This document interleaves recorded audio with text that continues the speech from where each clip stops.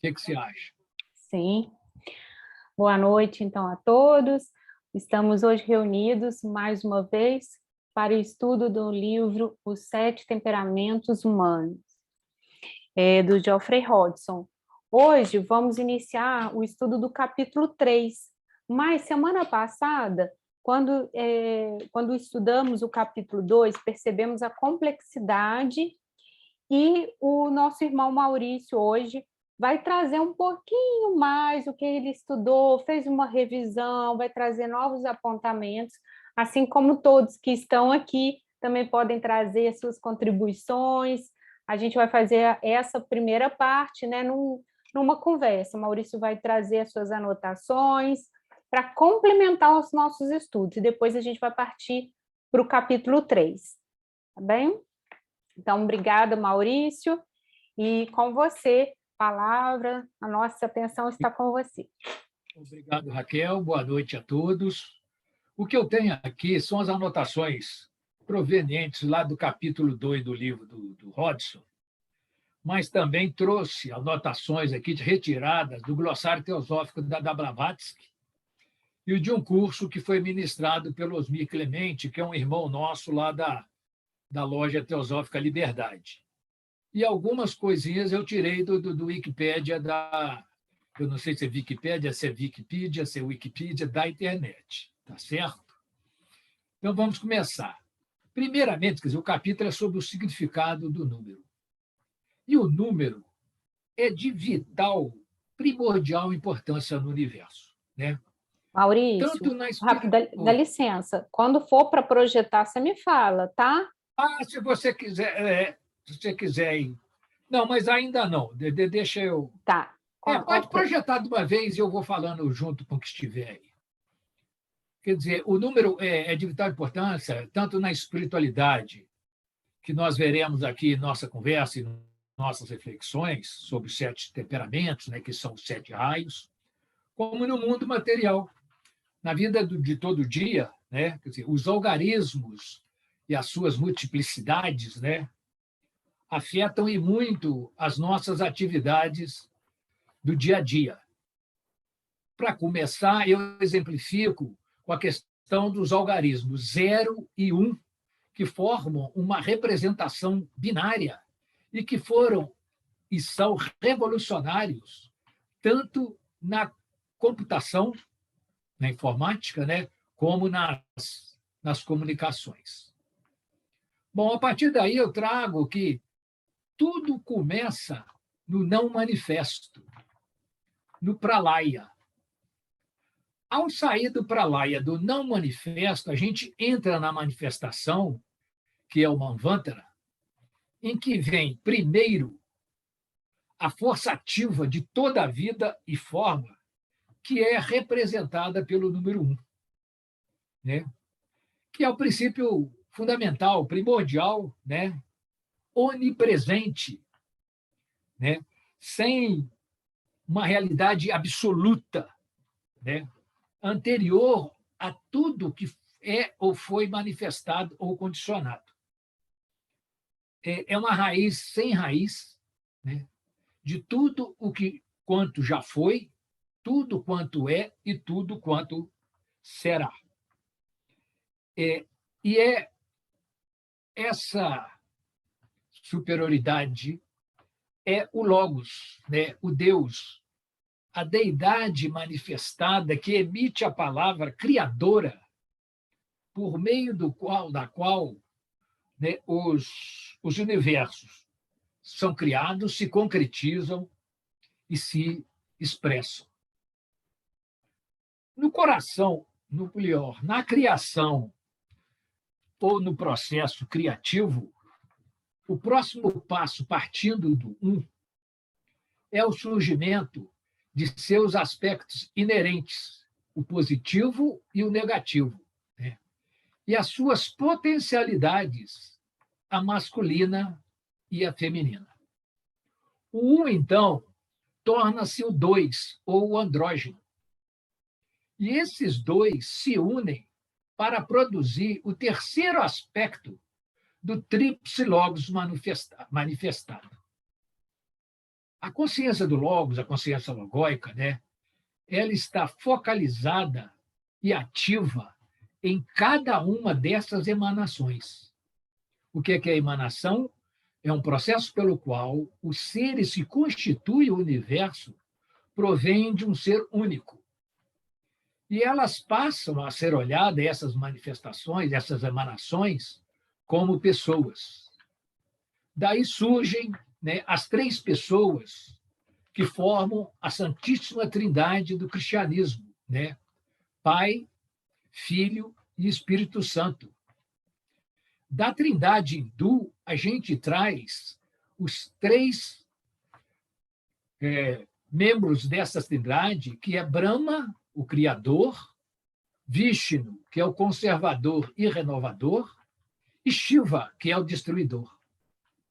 E são também os três aspectos do Logos: a vontade, a sabedoria e a atividade. Todos do que eu citei, mais ou menos na mesma ordem, tá certo? Pai, Filho e Espírito Santo, Brahma, Vishnu e Shiva, vontade, sabedoria e atividade.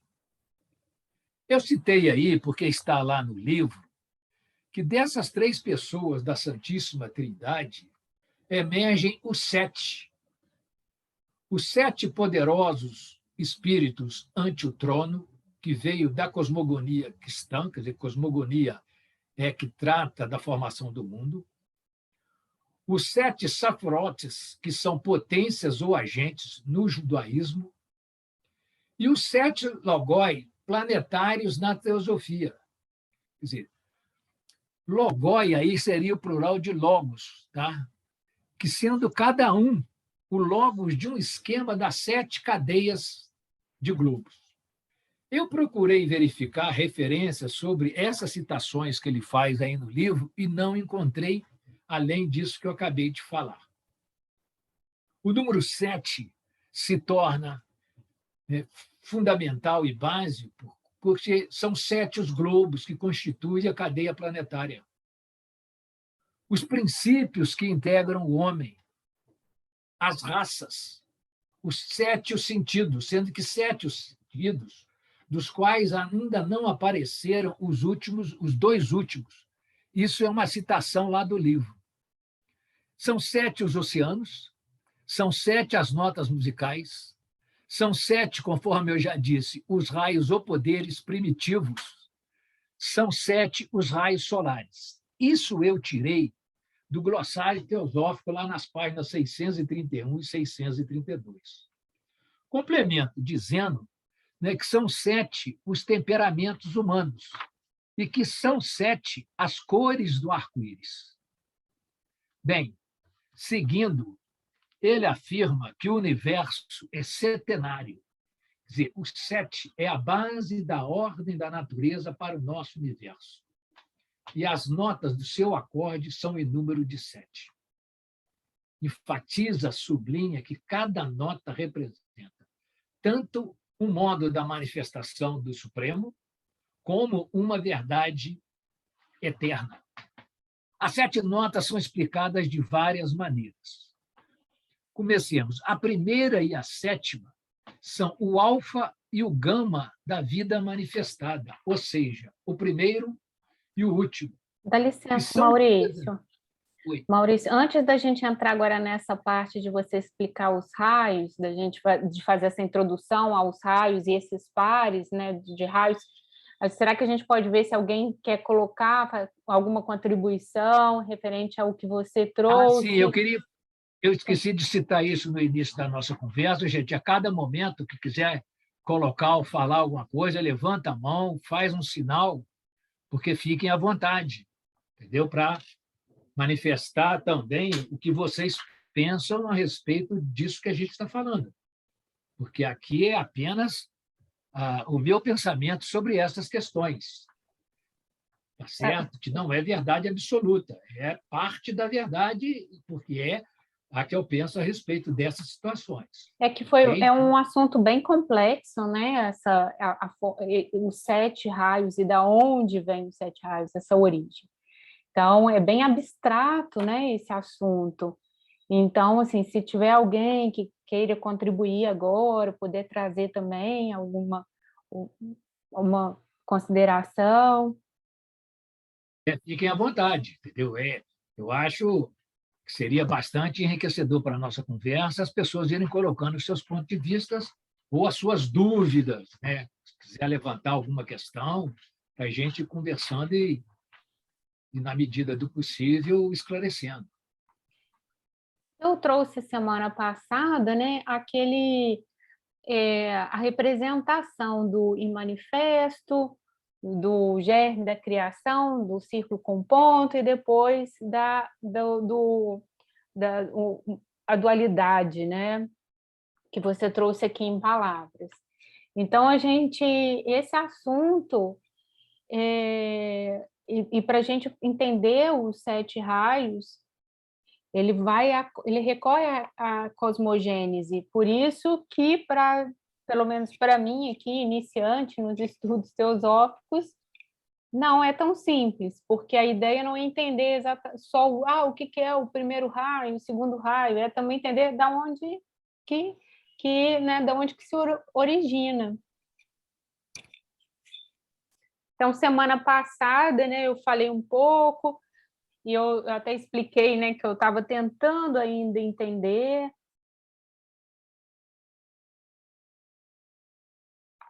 Alguém quer colocar alguma coisa?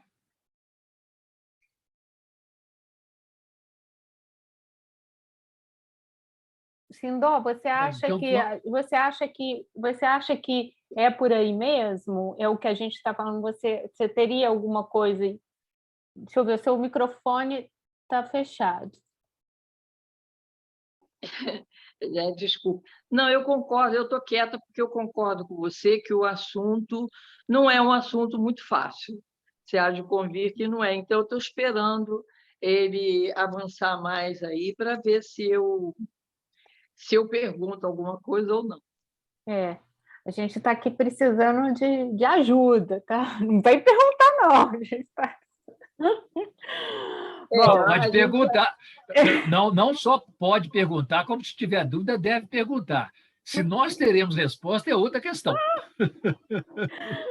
Pois é, Maurício, mas a gente pergunta se a pergunta for conveniente, né? Com certeza. Por enquanto, eu prefiro ouvir você. Tá. Então, a gente vai continuar aqui. Boa noite, Zé Jorge. Zé Jorge, boa noite. Zé Jorge, você não acompanhou semana passada, né? Mas provavelmente para você, esse primeiro começo aqui vai ficar abstrato, mas depois, agora, já começa a ficar melhor.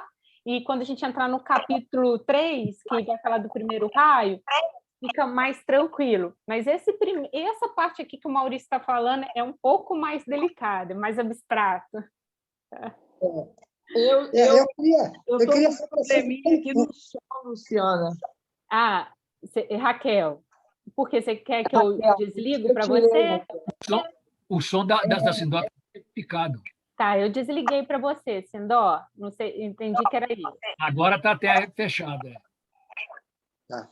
Ô, Maurício. Sim, Zé Jorge, diga, meu irmão. Eu só queria tentar acrescentar mais uma coisazinha pequena no seu comentário. Sempre me despertou muito interesse essa coisa do 7, e eu não me lembro assim, de ter ouvido você comentar dos 7 chakras, das 7 glândulas. Há alguns anos atrás, eu li um livro de um médico lá dos anos 40 e alguma coisa, antes dos anos 50, ele fazendo uma associação das nossas glândulas com esses chakras. Você sabe alguma coisa a respeito? Não sei, entendeu?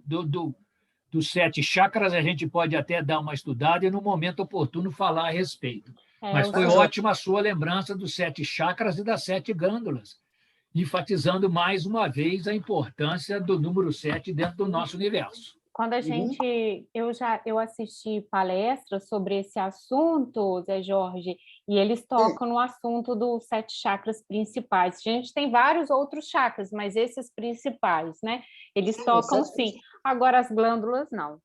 Eu Não. não sabia, mas interessante também. Com certeza deve ter. Faz sentido, né? Sim, me parece que o título é Glândulas, Nossas Guardiãs Invisíveis. Eu não tenho muita certeza, não. Tem muitos anos que eu vi o livro. Na época, até o assunto não era assim, eu não senti, não era muito atraído pela coisa. Li mais por curiosidade. Ou, depois de mais amadurecer, um pouco mais maduro, é que eu estou percebendo o que eu perdi lá atrás, né? Que eu tive a oportunidade e, na época, eu não compreendi o valor. Mas é isso. Obrigado, Maurício. Eu queria... E obrigado, Raquel. É isso, Eu queria... gente. Obrigado a você pela contribuição aí.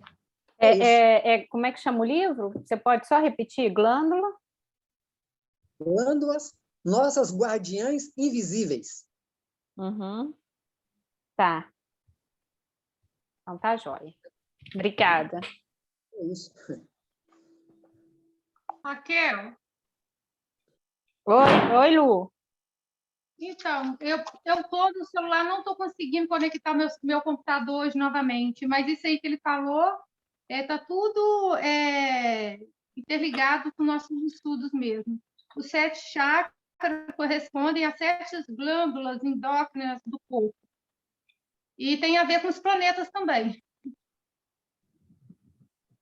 Ai, que bacana, Lu. Quem sabe se você quiser trazer algo também sobre isso, mais para frente, né? Sim, porque eu estou estudando um pouco de astrologia, só que eu parei de dar continuidade, porque está faltando uns materiais aqui para eu continuar fazendo os desenhos. Uhum.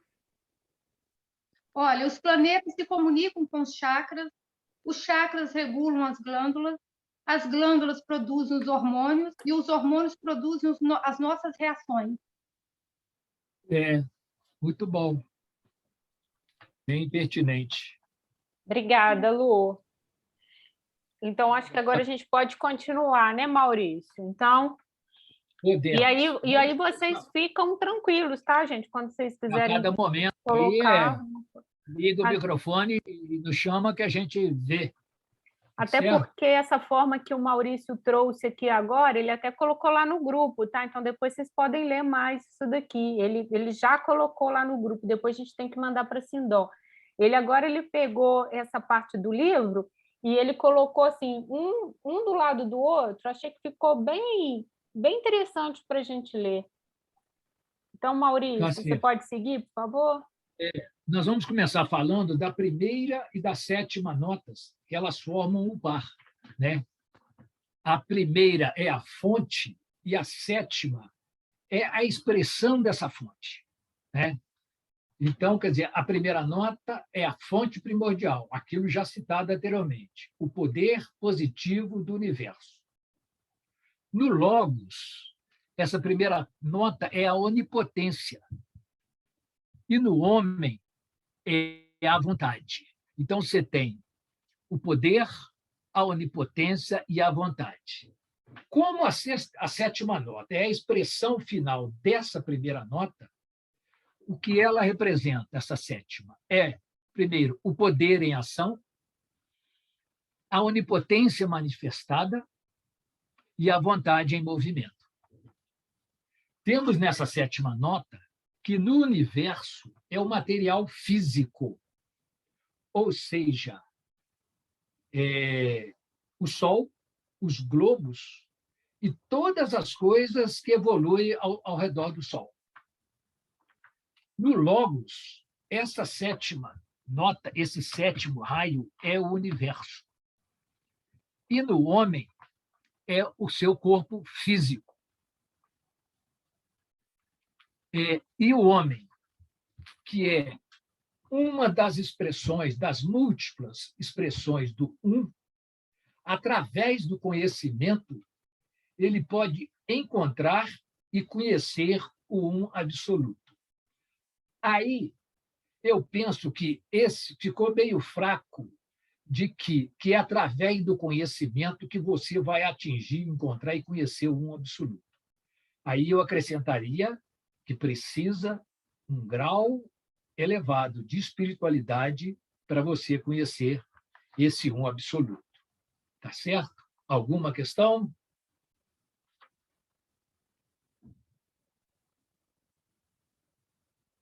Então, seguimos em frente. A segunda e a sexta nota também formam o par, entendeu? Essa segunda nota é, a bem da verdade, a vida, o princípio unificador do universo, né? O sol espiritual. É nesta vida que é única, em que no Logos é a onipresença, no homem comum, como nós, é o amor. E no homem desenvolvido espiritualmente, essa segunda nota, esse segundo raio, é a sabedoria, o amor universal, de onde emanam a compaixão e o serviço. Certo? Da mesma forma que na relação do primeiro par lá, que a sétima é uma expressão da primeira, aqui também a sexta nota é uma expressão da segunda e traz o princípio vital da matéria. Se ela é a expressão da vida, ela traz o princípio vital na matéria. Na natureza, o sol físico, a forma, o contorno e a matéria organizada. E no Logos, ele é o corpo universal, com seu coração de fogo, que nada mais é do que o sol, que é quem faz a doação de vida, que é o átomo de vitalidade solar. Traz no homem essa sexta nota a pertinência, o pertencimento. E no homem desenvolvido tem a devoção inspirada. Alguma coisa sobre essas duas notas? Eu queria, Maurício, lembrar que na semana passada, a gente, só para relembrar, né? Semana passada, a gente falou que, mais uma explicação assim, técnica, digamos, o primeiro, o segundo e o terceiro raio são os chamados raios principais, são os raios da alma. E eles vão refletir na nossa personalidade. Assim, a gente tem um triângulo para cima e aí tem um triângulo para baixo, que é o da personalidade. O raio 1, ele vai refletir como sétimo grau. O 2 será o sexto, reflexo do sexto. E o terceiro, o quinto reflexo do segundo, o sexto reflexo do segundo e o quinto reflexo do terceiro. Isso está ligado com aqueles atributos que a gente tinha falado, os atributos divinos, que é o Sat, Chit, Ananda. Não sei se vocês lembram disso do Autocultura, né? Que Sat é vontade, Ananda é amor, sabedoria, e Chit é mente, aí que ele coloca aqui como atividade, né? Então, está tudo ligado. E o quarto raio, o Maurício ainda vai falar aqui, que é um ponto de equilíbrio entre os raios da alma e os raios da personalidade. Então, na verdade, são 7 raios, mais o 5, o sexto e o sétimo são reflexo do primeiro, segundo e o terceiro. E por isso que a gente aqui está falando em pares, porque quando a gente vê em pares, a gente consegue desenvolver melhor, uma leitura melhor. Não são tão diferentes, né? Igual o Maurício colocou aqui, na segunda, no Logos, a onipresença, no homem comum, o amor. Então, aí, e já na sexta nota, no homem vai ser a pertinência. Então assim, são proporções diferentes, mas tem a ver com o mesmo atributo divino, né? Seja mente, né? Atividade, seja amor, sabedoria ou vontade. Só para relembrar isso, Maurício. Só enfatizando que depois, na sequência do livro, né, que aqui a gente está falando em nota, mas vocês vão acompanhando que na sequência do livro, o primeiro, conforme você falou no início e agora, o primeiro, o segundo e o terceiro raio são exatamente o Pai, o Filho e o Espírito Santo. o Brahma, o Vishnu e Shiva. Entendeu? Tem essa correspondência, né? Vamos em frente aqui. A terceira e a quinta nota, elas são complementares. Entendeu? A terceira nota, ela faz a interação entre a vida e a forma, né? O espírito e a matéria. São princípios que governam a manifestação do espírito e da vida através da matéria e da forma.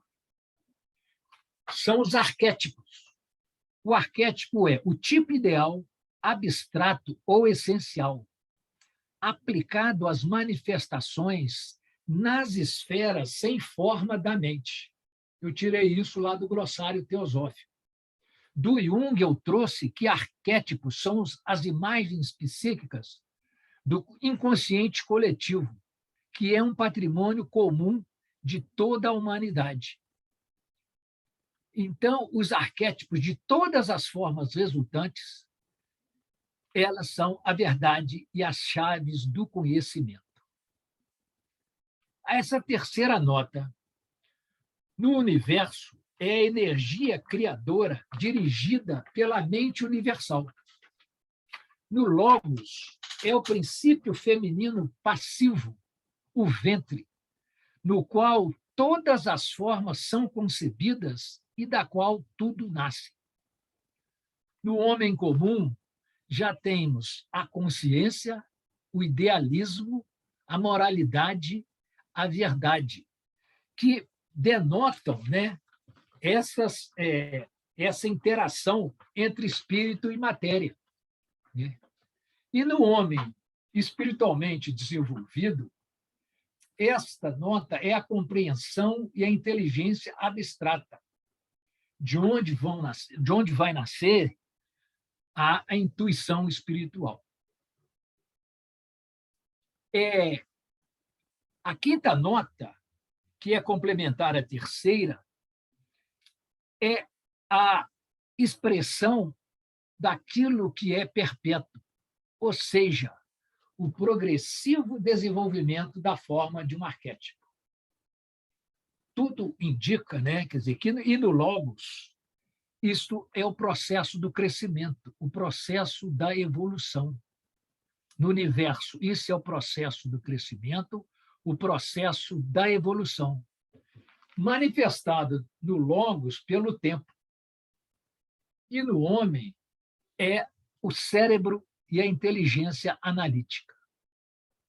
No homem desenvolvido, ele traz que essa quinta nota, ela se assemelha a uma lente de cristal, através da qual os princípios da terceira nota são projetados como raios e são, por ela, focados para dentro do cérebro como iluminação, genialidade e inspiração. Então, fechando, essa terceira e a quinta nota são complementares.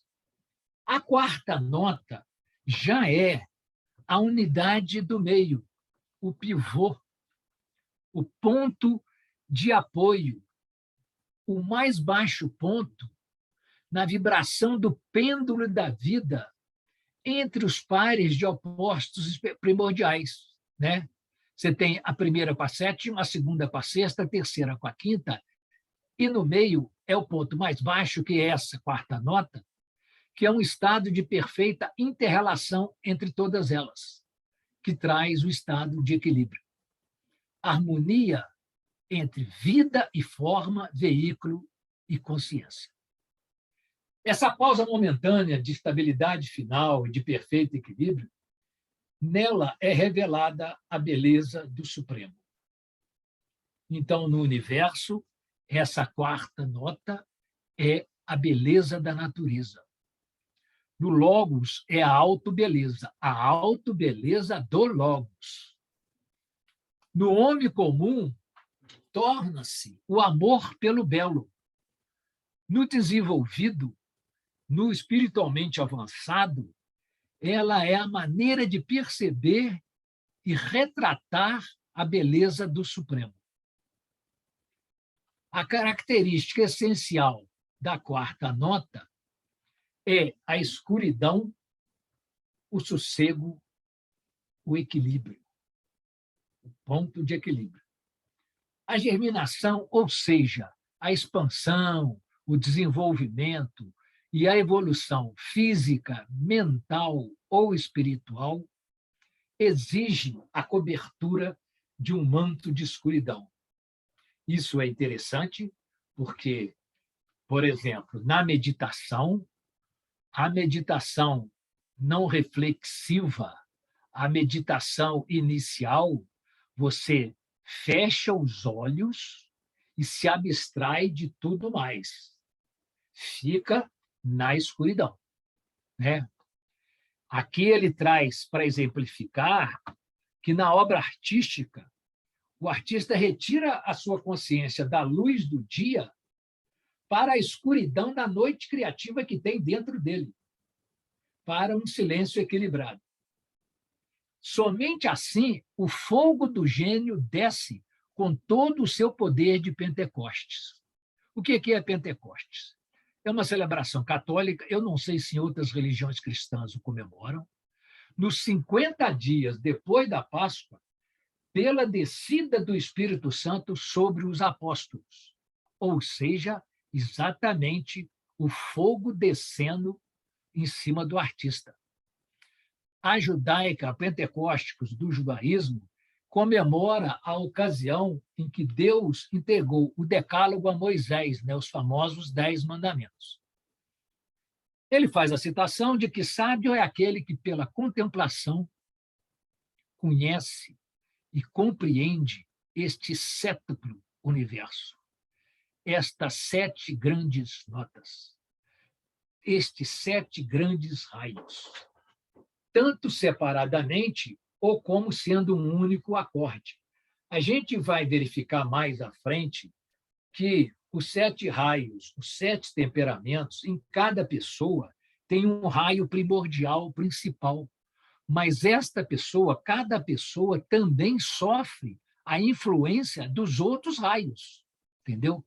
Possivelmente, em algum momento da vida, você deixa meio de lado aquele raio, aquele temperamento principal e exerce um temperamento diferente, né? O sábio, conhece as 7 chaves da vida que abrem todas as portas para a verdade, que é uma verdade que está guardada dentro da natureza. Ele complementa dizendo que esta classificação sétupla pode ser encontrada em todos os reinos da natureza, inclusive no super-humano e no angélico. Essa afirmação dele é decorrente dele ter sido um clarividente. Possivelmente, ele tenha tido essas visões do super-humano e do mundo angélico. Aqui, nesse trabalho dele, ele considera principalmente a manifestação do a base, o início, o primórdio, do 3, que são, né, as 3 figuras, né, Pai, Filho e Espírito Santo, Brahma, Shiva, Vishnu e Shiva, certo? E também do 7. E aí os 7 são as faculdades e os temperamentos humanos, ou seja, os raios. Ele complementa dizendo, cada raio, o que é um raio, né? O raio é uma luz que emana de um foco luminoso e segue uma trajetória reta em determinada direção, né? Se você verificar as figuras que a gente viu, do raio branco entrando no prisma, e depois, na saída do prisma, ele abre em 7 raios, todos esses têm uma única direção, uma determinada direção, né?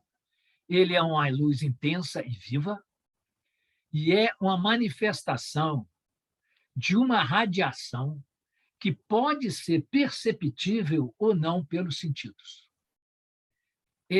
Cada raio é considerado separadamente, mas é raro o tipo de raio puro, que eu acabei de falar aqui, né, de que Os temperamentos, cada pessoa tem um temperamento, mas ela é influenciada também pelos outros. A regra é de misturas com a consequente modificação do temperamento, do ideal e do método. E ele confirma, pelas experiências que ele passou, que a posição evolucionária, ou seja, a idade do eu espiritual, geralmente decide o grau no qual as qualidades e as virtudes do raio são demonstradas, mas também como podem e são superadas as falhas e as limitações. Nas descrições dos raios, nós veremos, né, as qualidades e as virtudes de cada raio, mas também veremos as falhas e as limitações de cada raio. Ele afirma que, como regra geral, quanto mais adiantado está o ego, aí o ego é o ser, em letra maiúscula, a tríade unificada, tanto mais discernível é o raio primário dentro da personalidade. Então, se o ego é muito evoluído, ele tem um raio, ele consegue discernir o raio primário dentro dele. E só para citar o final do texto, a filosofia esotérica, e para exemplificar lá a questão do ego, ensina a existência de dois egos do homem: o mortal ou o pessoal, que é a personalidade, e o mais elevado, ou divino e impessoal, que é a individualidade. Dentro do que eu li e observei, foram essas anotações que eu pude trazer para vocês, para a gente poder conversar a respeito, se vocês assim o quiserem. Agradeço a atenção aí e vamos ver. Com a palavra aí, espera aí um pouquinho.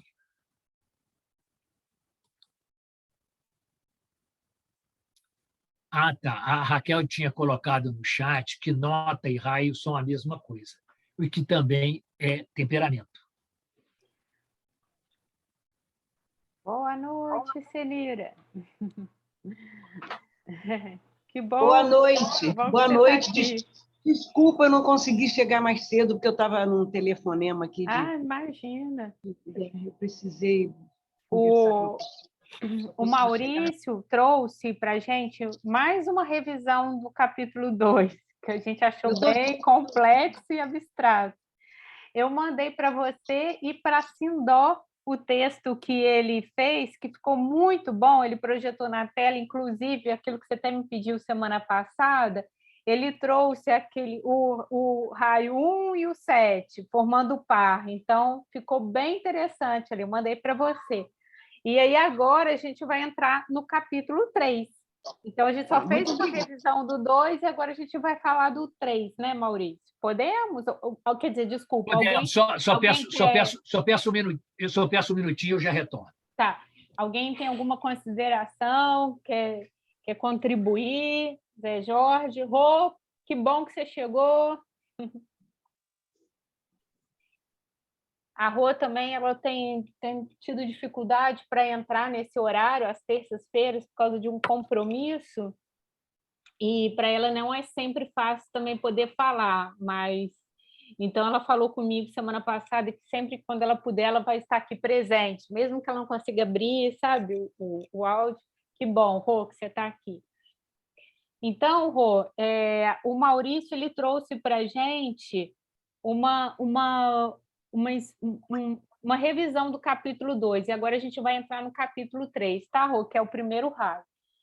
Alguém quer fazer algum comentário antes da gente entrar no terceiro capítulo? Ei, Rô! Bom te ver! Podemos seguir? Raquel, aí eu queria que você começasse a projeção do arquivo que eu te mandei do terceiro raio. Tá. Coloca aí o primeiro parágrafo e aí eu vou ler e vou fazer os comentários. Ok.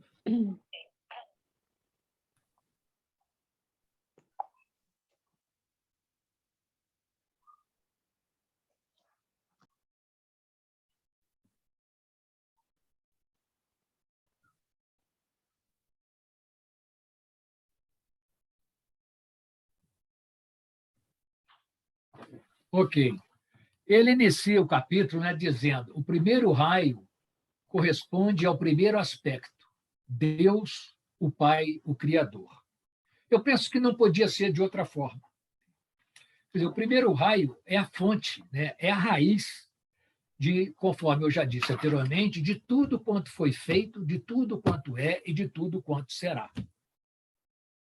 A origem da manifestação no universo. O que na teosofia dá-se o nome de primeiro aspecto do Logos, a vontade. Ok? Eu queria fazer um alerta, porque lá no final eu vou traçar alguma coisa sobre esse alerta. Nesta correspondência, né, com o Criador, o homem não evoluído espiritualmente, mesmo sendo do primeiro raio, ele comete erros e causa alguns problemas. Podemos seguir. Outro slide, Raquel. Em seguida, ele cita as características e qualidades dos homens do primeiro raio.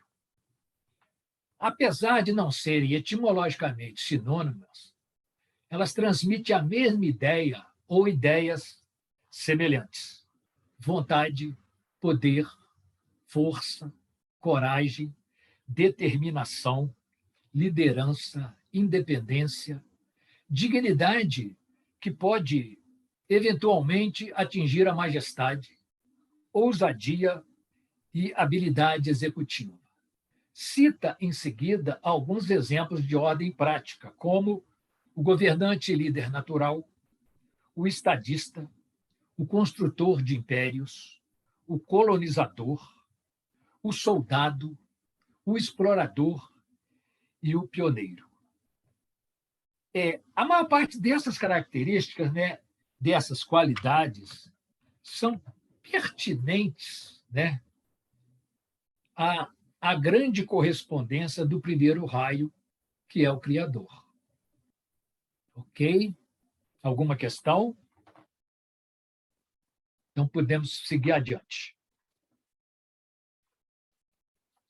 E ao discorrer sobre esse raio, ele traz alguns exemplos de homens que são deste primeiro raio.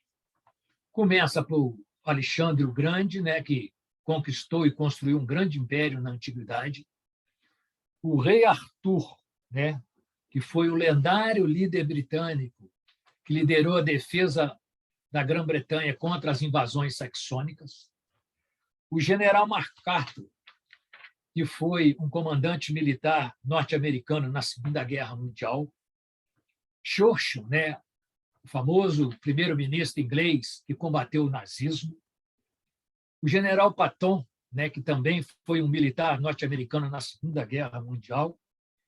E o rei Jorge V da Inglaterra. Ao relatar sobre tais homens, o Hodgson traz histórias e acontecimentos sobre os mesmos, atestando serem do primeiro grau. Eu penso que algum deles que a gente tem algum conhecimento, a gente vai verificar essas qualidades inerentes ao primeiro raio, mas também vai verificar algumas falhas deste primeiro raio. Ok? Podemos seguir, Raquel.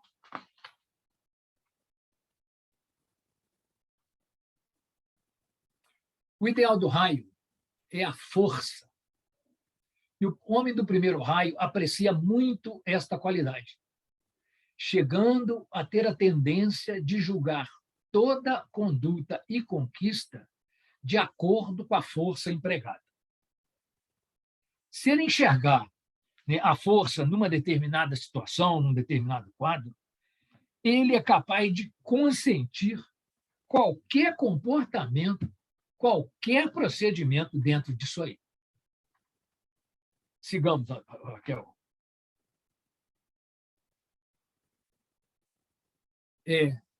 O homem do primeiro raio não consente com facilidade a fraqueza.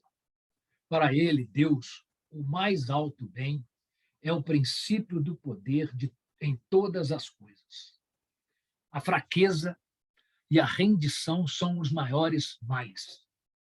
A vitória é a grande conquista e a maior experiência interior vem da satisfação de poder, de mando e de domínio.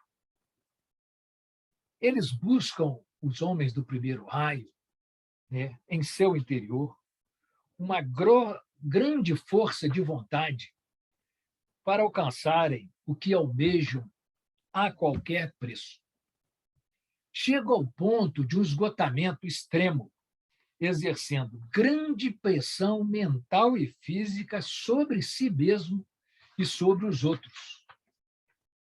Podemos prosseguir, Raquel.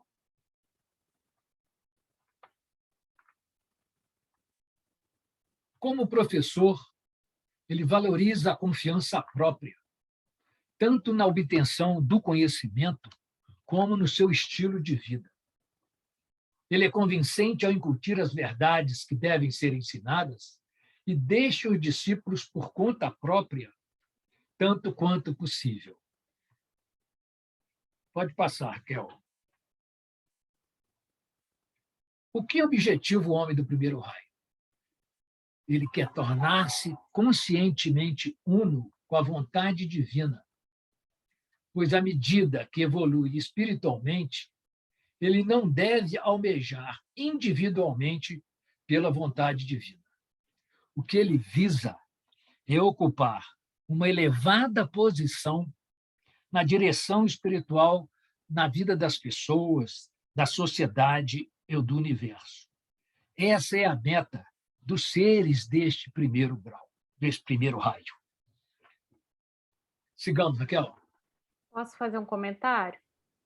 Todos, qualquer um. Eu queria trazer uma frase aqui do livro, uma passagem, está na página 27, que diz assim, no segundo parágrafo: nos primeiros estágios da evolução, estas atividades são principalmente físicas.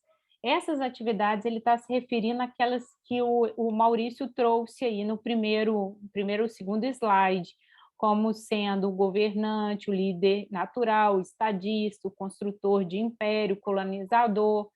É o que eles são caminhos que vão ser explorados mais por esses do primeiro raio.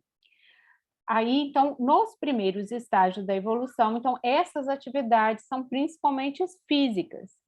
E nas últimas, tornam-se mentais e espirituais. Que aí tem a ver com esse slide aqui que o Maurício está trazendo agora. A vontade, então, é exercida não tanto como um esforço pessoal e violento, mas como uma expressão natural e suave da vontade una. Achei importante, bonita e fazendo conexão com esse seu slide aí. Mais alguma coisa, gente? Seguimos adiante, Raquel. Mas esta criatura do raio inicial também sabe que precisa passar pela ignorância e pelos sofrimentos a fim de alcançar a sabedoria, o poder, a felicidade perene e a paz. O comentário que eu faço é que esse caminho para a iluminação, para a libertação, ele não é feito só de rosas, né? Existem também os espinhos a serem superados. É o que traz essa passagem de passar pela ignorância e pelos sofrimentos.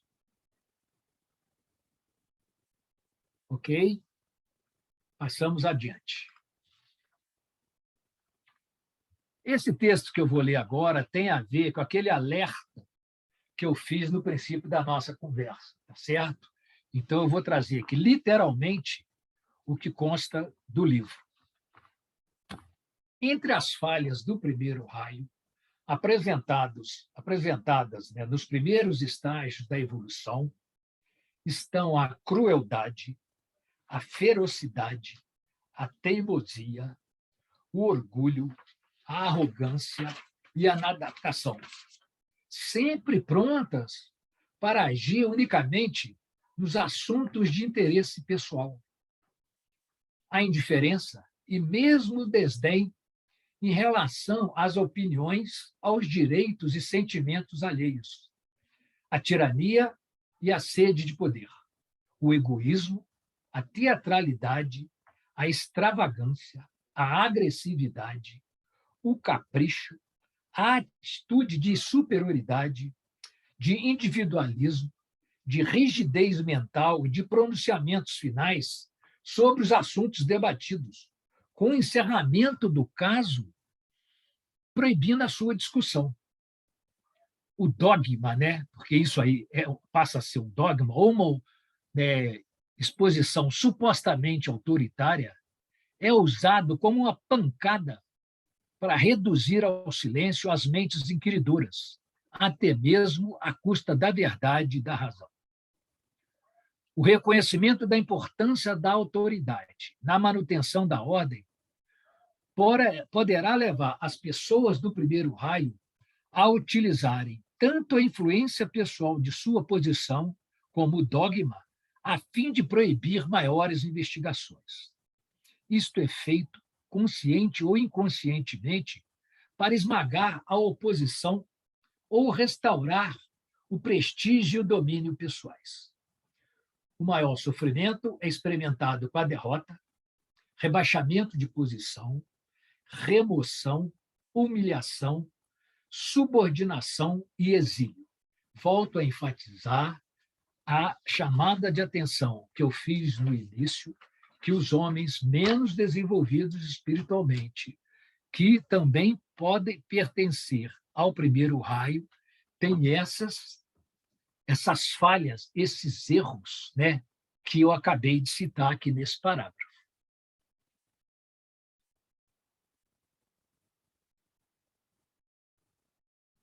Podemos continuar?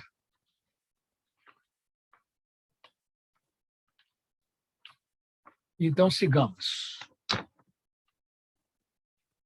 Maurício, é porque eu dividi em dois esse Tá. item 9. Então, vou deixar um tempinho aqui. Será que alguém quer ler? Eu vou lendo o que eu tenho aqui e vou explicando. Não, eu já vou passar para o 10, então, é só porque... Tá, pode passar para o 10. Tá. Tá. Gente, a partir de agora, até o final, o que eu vou trazer aqui é praticamente, literalmente, o que contém o livro. São mais descrições do que algumas explicações que precisam ser dadas. Mas, cada um de vocês, ou eu mesmo, se no decorrer da leitura lembrar de alguma coisa, podemos intervir para dar alguma explicação ou levantar alguma dúvida. Tá certo? O sétimo princípio do homem, que é o da vontade espiritual, ou Atman. O Atman, né, é a mais elevada expressão da mônada divina, a mais profunda e oculta essência do universo e do homem. Este princípio influencia o caráter e a conduta do homem do primeiro raio, o que o leva para, né, as questões das qualidades que esse homem tem. Seguindo, pode passar, Raquel. A cor espectral que a aura geralmente apresenta é o branco matizado com o azul elétrico no nível egóico e o vermelho brilhante na aura pessoal. A pedra preciosa é o diamante e o símbolo é o do primeiro aspecto do Logos, o Criador, o único, o círculo com um ponto no centro. Aqui também, só para enfatizar e lembrar, essa situação, o Hodgson deve ter passado em alguns momentos da sua clarividência, né, para enxergar essa aura da forma que ele narra, né, e ver a questão da pedra. Seguindo, Raquel. Enfatiza ele que deste primeiro raio, nas artes, é a coreografia. O criador de danças é a dança um ponto principal. Em seguida, vamos lá, Raquel. Ele chama a atenção e isso no decorrer do livro, em cada raio, ele vai citar, entre as religiões do mundo, qual aquela religião que apresenta as características de cada raio. E aqui no primeiro raio, ele cita o hinduísmo, do qual eu fui buscar o que representa o que é o hinduísmo, no Dicionário Aurélio de Língua Portuguesa. Tá? O hinduísmo é a religião atual da maioria dos povos indianos, resultante de uma evolução secular do vedismo, né, que vem dos Vedas, das mais antigas escrituras indianas, né, e do brahmanismo, que vem de Brahma, que se transformaram pela especulação filosófica e pela integração de cultos locais. Constitui o hinduísmo ampla manifestação cultural, expressando-se por uma riquíssima literatura de sentido poético-religioso, no qual se cristalizaram numerosos preceitos relativos à vida cotidiana e à organização social, e se desenvolveram, através dos séculos, vários sistemas teológico-filosóficos. Então, ele cita que, entre as religiões do mundo, é o hinduísmo a principal característica, é o hinduísmo que apresenta as características desse primeiro raio, tá certo? Nas escrituras hindus, Deus, em um aspecto, é representado como um divino dançarino, e a criação, preservação e regeneração do universo como uma contínua dança cósmica, onde vem a citação anterior, que nas artes é a dança a principal característica deste primeiro raio. Este raio predomina na doutrina e na ética do hinduísmo. E o sétimo raio, o seu par, né, tem nas suas cerimônias e nos seus mantras, né? O que é mantra, né? Palavras e sentenças de poder cientificamente escolhidas e compiladas, as quais, quando cantadas, liberam energias potentes. A gente sabe um pouco quanto aos mantras em relação a alguns mantras que a gente já viu e aprendeu aqui na teosofia, né? Tem um bastante conhecido, que é o mantra da unidade, o qual a gente nem canta, a gente recita, procurando entender, né, o que essas palavras, essas sentenças dele dizem. A evocação e a transmissão do poder espiritual e a insistência sobre um alto código de ética ou dharma, conforme consta da regra dourada enunciada nas leis do Manu. O Manu é o grande legislador indiano, uma espécie, quase um ser divino. Representam a influência e a ação do primeiro raio. Conforme eu disse, a maioria dessa parte final é toda, quase toda, descritiva. Ele cita que, se por acaso o esquema dos 7 raios for dobrado, gente, dobrado, tá? Não é duplicado, usando o quarto como dobradiça, as colunas horizontais do primeiro e do quarto e do sétimo raios entrarão em contato entre si e então serão reveladas as naturais correspondências entre estes raios. O sétimo raio pode ser considerado como uma formalização do primeiro ou como representando o poder em ação, conforme lá, ao me referir à primeira e à sétima notas, eu disse, né? Cristo mostrou perfeitamente as qualidades destes 2 raios, quando, em virtude de seu poder e de seu conhecimento, ele acalmou a tempestade com as palavras: seja feita a paz. Isso é uma citação do Evangelho de Marcos, capítulo 4, versículo 39. E como também quando produziu os fenômenos sobrenaturais erradamente chamados de milagres. O rei Arthur representa o Cristo no seu aspecto de primeiro raio como rei espiritual.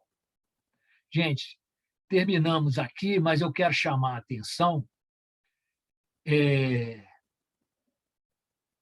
que o que nos traz o livro Sete Temperamentos Humanos, do Geoffrey Hans, acrescido das reflexões e pensamentos que eu aqui coloquei, estão muitíssimo bem resumidos na folha anexo que a nossa querida irmã Raquel nos forneceu.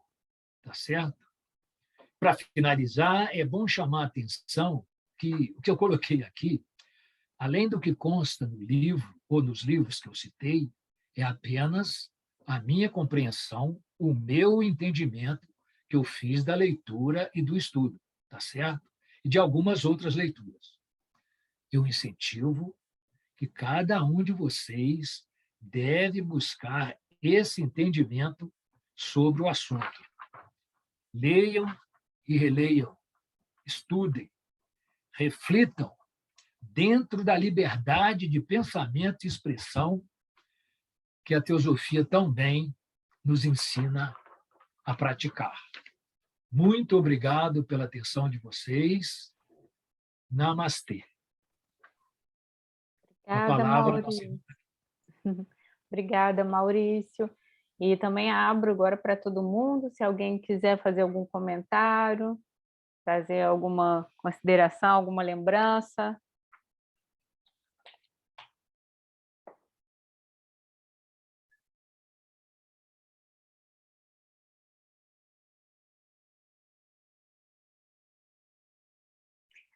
Eu acho que, assim, se ninguém tiver, eu gostaria de ler uma passagem no livro que eu achei tão bonita. Posso? Com certeza. Ó, está na página 29.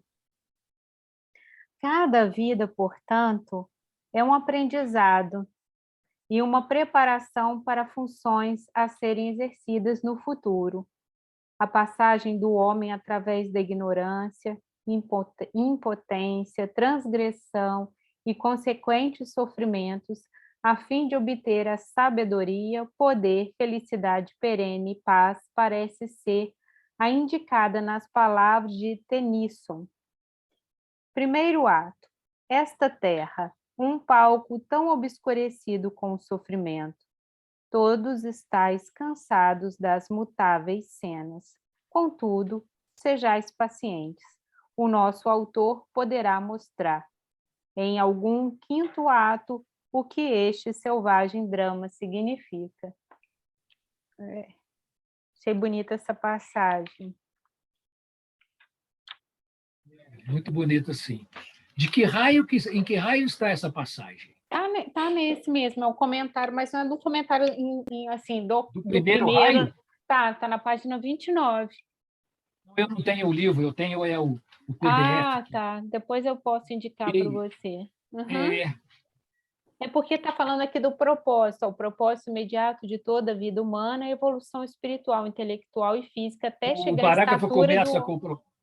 O parágrafo começa com o propósito? Não, começa com a apoteose, é a onipotência ou tornar-se consciente, uno com a vontade divina, pois à medida que se eleva às alturas espirituais, deve renunciar ao desejo individual pela vontade divina. O propósito imediato de toda a vida humana é a evolução espiritual, intelectual e física até chegar à estatura do homem perfeito. E o último objetivo do homem do primeiro raio, agora sim, é o de ocupar uma alta posição na direção espiritual da vida, das nações, dos planetas e dos sistemas solares. Bom, então eu só queria comentar isso. Eu fiz deixei ali algumas anotações que se você não tivesse trazido, comentado, eu queria falar. Então, irmãos, a gente já está finalizando, né? Já são quase encerrando a nossa reunião. Gostaria de saber se alguém tem alguma reflexão, senão a gente pode encerrar. Senira?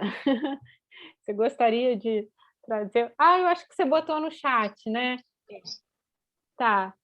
Gratidão, irmão Maurício, pela didática e exposição, muito bom. E também a Sindó falou que ela teve um problema, por isso que ela teve que sair. E a Rosângela também falando aqui que adorou. A Rosângela também está com problema, né? Às vezes não consegue falar. Então, irmão, vocês acham que a gente pode terminar? Desde que eu assisti a palestra do Murilo Nunes de Azevedo, e que a Senira deu depoimento falando que ele era super pontual, desde que eu escutei isso ano passado, eu miro no Murilo Nunes de Azevedo. Mas é difícil, né, a gente conseguir. Então, eu prefiro sempre a gente encerrar formalmente, a gente encerra, e aí quem quiser ficar pode conversar. Podemos fazer assim? Eu não vou poder ficar, mas, de qualquer maneira, vamos fazer esse encerramento formal. Sim. E aí, eu posso fazer Pode. a parte final aqui? Então, primeiro, só te agradecer, tá? Queria muito agradecer você, Maurício, pelo seu trabalho, seu empenho. Você percebeu, né, que a gente precisava aprofundar ainda mais no estudo do segundo capítulo, e eu acho que ainda precisa mais, realmente é muito importante. Obrigada pela sua dedicação em ter trazido esses 2 estudos de hoje. Obrigada. Okay. Então, com você, Maurício, para encerrar a nossa reunião de hoje. Vamos adotar uma posição confortável e relaxada, de olhos fechados, relaxando todo o corpo, com a coluna ereta, o pescoço na mesma direção da coluna. Uma respiração mais funda, mais profunda e mais lenta.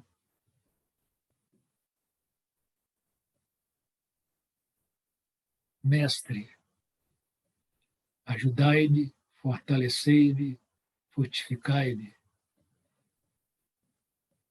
na busca pelo caminho da espiritualidade que tenho efetuado para alcançar o discernimento e saber diferenciar o real do irreal, o certo do errado, o útil do inútil, o permanente do transitório. Que eu consiga me desapegar dos bens materiais e possa alcançar os bens espirituais. Que eu tenha sempre uma conduta correta em pensamentos, sentimentos, palavras e ações. E que o amor universal possa me penetrar, possa me dominar e possa iluminar todo o meu ser. Que assim seja. Namastê.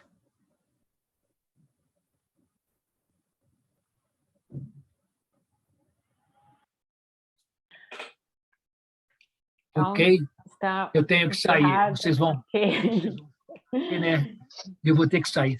Está Tá bom? encerrada Um abraço oficialmente a nossa reunião, então. Isso. Muito obrigado a todos.